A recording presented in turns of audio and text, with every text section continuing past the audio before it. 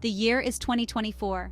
The world watches as political polarization deepens across the globe. Amidst this turbulent landscape, whispers of a chilling project emerge from the United States, a project shrouded in secrecy and fueled by dangerous rhetoric. This project, known as Project 2025, has sent shivers down the spines of many, evoking comparisons to some of history's darkest chapters. Is this fear justified? Could a project with seemingly innocuous goals truly be a harbinger of something far more sinister? The specter of genocide, a word that evokes unimaginable horrors, might seem distant, a relic of a bygone era. However, history teaches us a chilling lesson. The seeds of hatred, once sown, can blossom into unimaginable atrocities. Project 2025 is an initiative spearheaded by the Republican National Committee. On the surface, it presents itself as a roadmap for the future, a blueprint for reclaiming power and enacting conservative policies. However, a closer examination of its core tenets reveals a deeply troubling undercurrent. The project's website and publications are rife with divisive language, often painting opponents as enemies of the state and threats to the American way of life. Project 2025 aims to fundamentally reshape the American political landscape, calling for the dismantling of key government institutions and the consolidation of power in the hands of a select few. Critics argue that this concentration of power, coupled with the project's demonization of opposing viewpoints, creates a dangerous breeding ground for extremism.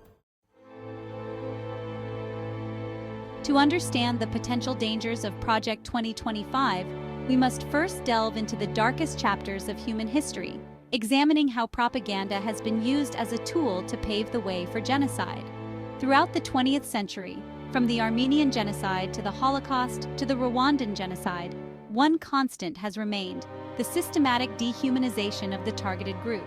Propaganda, in these instances, served as a weapon to strip away the humanity of the other, to transform them from fellow human beings into enemies, vermin, or threats to be eradicated. In Nazi Germany, Jews were portrayed as parasites, rats infesting the nation, a threat to the purity of the Aryan race. This relentless campaign of dehumanization, spread through posters, films, and radio broadcasts, poisoned the minds of millions, creating fertile ground for the horrors that would follow. The Rwandan genocide, a more recent example, showcases the chilling efficiency of propaganda in inciting violence. The Rwandan genocide, a stark reminder of humanity's capacity for cruelty, stands as a chilling testament to the power of propaganda. In the years leading up to the genocide, extremist Hutu leaders, fueled by political ambitions and ethnic hatred, skillfully manipulated the airwaves to spread their venomous ideology. Radio stations, once sources of information and entertainment, transformed into platforms of hate, broadcasting messages designed to incite fear, suspicion, and ultimately, violence. Day after day, Rwandans tuned into these stations, bombarded with hateful rhetoric that painted Tutsis as dangerous outsiders, a threat to the Hutu way of life.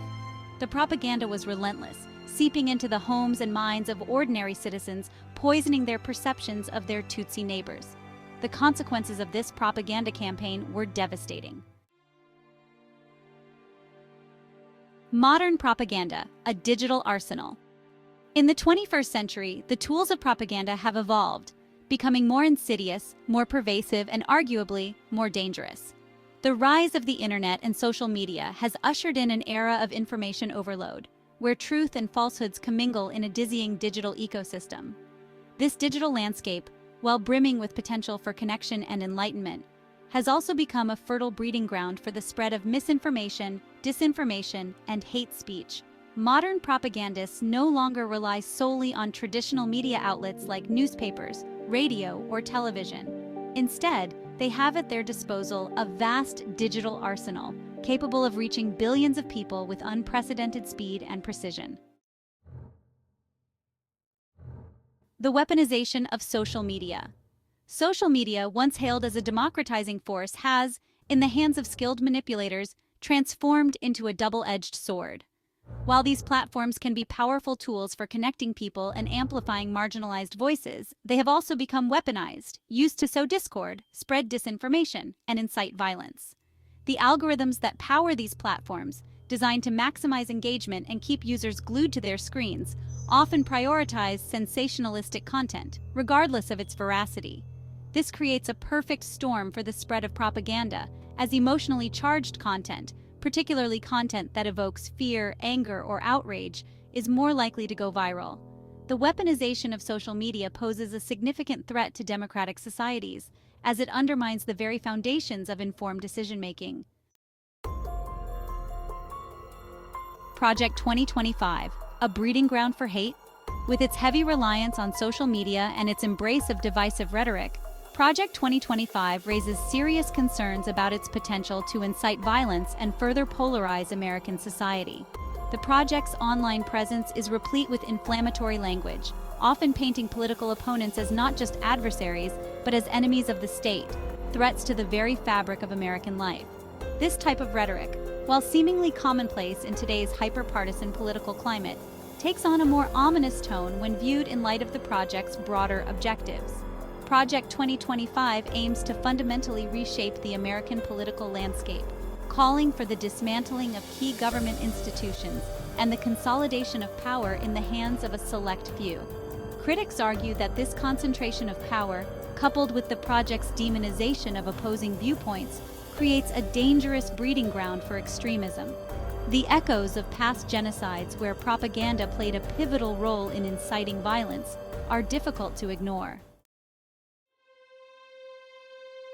Dissecting the narrative seeds of division. The language employed by Project 2025 often echoes the dehumanizing rhetoric that has historically been used to justify violence against outgroups.